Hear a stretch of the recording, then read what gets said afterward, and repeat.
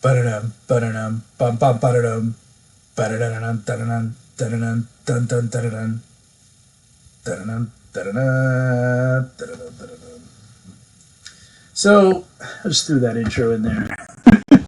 I don't like getting copyrighted for music because everything is so unbelievably restricted on the free interwebs these days. I figured I would just make up a little fake news intro. But trust me, this is not fake news.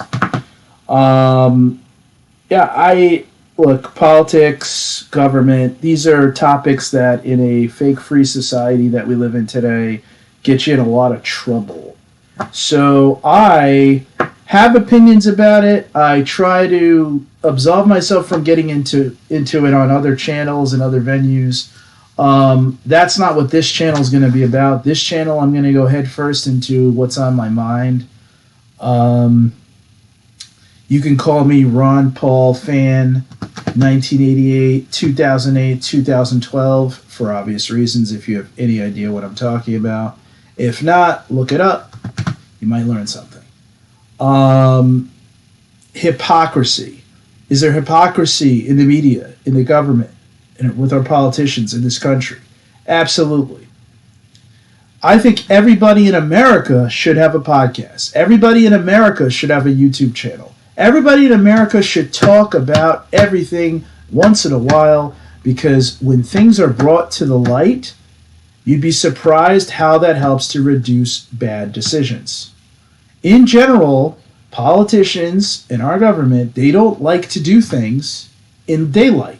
They don't want the American people to be able to fully analyze and understand what is being done. What they prefer is to do stupid things in the dark. They want to do stupid things without your knowledge. For example, would most American people vote to make themselves poorer? Would you volunteer that?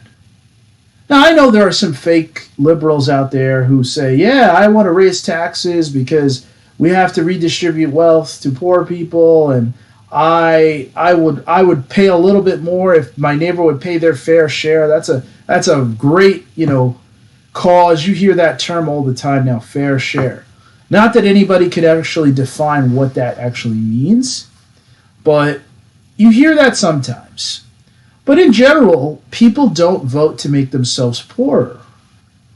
So if a politician ran on a policy that said, listen, every year I'm going to make you poorer, is that okay? I don't think they'd get elected. And make no mistake about it, the job of a politician is to get elected. That's all they care about. They don't care about doing anything else. I'm sure I'm not speaking anything radical to you right now. This is probably very well known. But you have to ask yourself this question. How is it that the same people who only care about being elected, how do they keep getting elected? Because they do everything in the dark. They do everything in the dark. They make sure that when they are, for instance, voting to raise the debt ceiling, okay, let's just break down for a second what that means. Because there's always terms and things used in the media, but I think if you speak things out in plain English, they become so horrifically obvious, most people would say absolutely not. But let's just talk about what a debt ceiling is and what the purpose is. Now, I can't give you the historical background on when this came into place, but the general idea of a debt ceiling is that the United States, after World War II, in the near years after World War II, we were the world's greatest creditor. We've become the world's biggest debtor, okay? So we borrow and we spend a tremendous amount of money. We borrow money from other countries. We borrow money from the Federal Reserve. The United States basically has a debt ceiling limit, right? It's a clause that is put into action every year, and what it's supposed to do is set the amount of money the United States can borrow in order to protect the United States from overspending. And in general, this in the last, I would say, 2 decades has become a topic that you hear about almost annually. Why should that scare people? It should scare you on a couple levels. One, it means that the U.S. has to spend more money than what it writes down on a piece of paper to spend almost every year. Some of that is because of the devaluing of our currency. So something that cost $10 in 2011 cost $12 in 2021. So when they make up the budget, they're not accounting for that difference, or they are accounting for it and saying, wow, we're going to need more money, which puts us over our cap. The other part of it is we overspend. So every year we have this conversation about the debt ceiling, because every year whatever money was brought in to be spent, we spend all of it, and then we have to turn around and say, oh, we have to borrow more money from the on the backs of the taxpayer.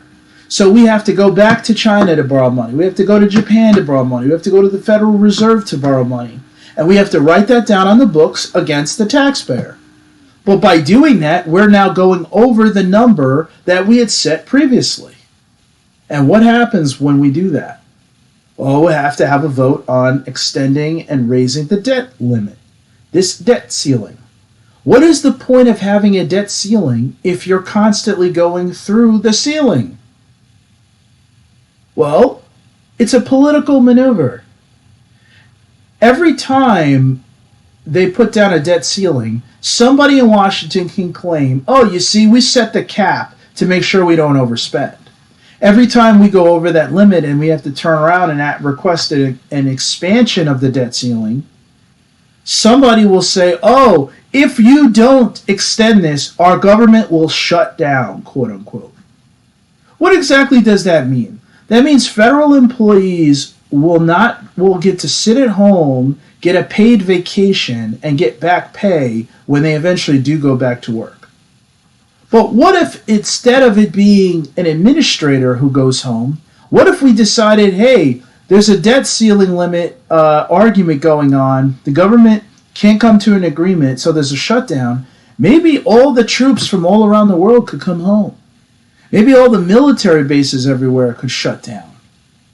Maybe we could do something positive with the fact that there's this argument. Now, inevitably, these things don't drag out the way that I'm saying, because both political parties, since we really only have two parties in Washington, they both love money. They both love to spend money. They both love to take your money. The problem with the debt ceiling issue is that every time we raise the debt ceiling, what that means is that the United States taxpayer is agreeing to a larger bill. It's a bill we can't afford to pay. Now, there's going to be some people who will say, who cares about this Ron Paul fan? That doesn't matter, because you know what? The U.S. will never default, and it's not like China's going to order us to pay back the billions and billions of dollars that we owe them. We don't have to worry about paying China. We don't have to worry about paying Japan. They're never going to call their debt. Well, let's assume that that's true. And I disagree with that concept, because I think in reality they call on the debt in other ways. So the first way that they call on the debt, the Japanese call on us to be like a second police force for them in protection against China. See, for thousands of years, the Japanese were conquering the Koreans and the Chinese. They were the dominant military force, okay? Between post-Genghis Khan and end of World War II, the Japanese were the dominant military force in the Pacific.